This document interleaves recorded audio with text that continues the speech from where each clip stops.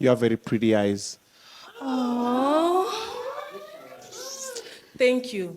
That's good for you. You're saying that. But the men fear me. Which men fear you, man? Yenyewe hata mimi we sijaipata mtu ameka chakula third floor hivi leo. Oh, okay. If you should know, I'm just a polite girl, by the way. I'm not hostile. I'm submissive.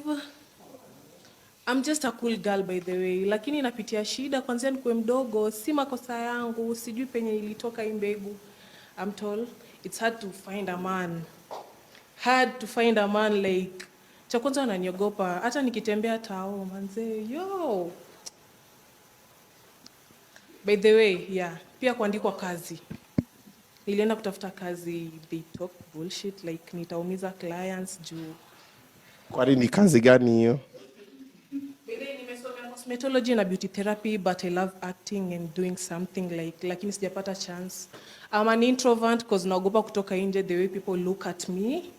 I fear that I'm always indoors. I went on a podcast on De La Vie, Unfiltered by De La Vie. I did there all like niliongea kila kitu kunihusu. So please, stop judging me. Stop judging me. Mimi sina shida. I'm 6'3" tall, by the way. I'm weighing 142 kgs. Si dhambi. Si dhambi, jamani. Mbona mwanchukulia kana kwamba mimi nakaa mtu si wa hii dunia? Like me, I'm here. I know it's hard to find a girl who is tall and thick. Ni warefu then wakonde ama wafupi then thick. I'm tall and thick. Thank you. Lakini sasa mnanifanya nakaa siko sawa. Wananiogopa. Uko fiti. Uko fiti.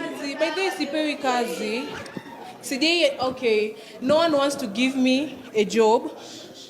Hakuna mwenye anataka kunipea job, by the way. Kuna mwenye aliniambia kabisa, okay, you can't work with me because I feel like my clients will be afraid of you. Na mimi nataka job. Sitaki mtu akikuja nikimwambia afanyia huyu aseme like hapana. Cha pili, wenye wananionanga huko nje tao, mimi sivangi viatu za wasichana, natengezwanga na babangu viatu. Navaa kiatu namba 43.5 ama 44, sivangi viatu za wasichana. So please, siko ubaya. Sijaipata kiatu size yangu mimi kama msichana.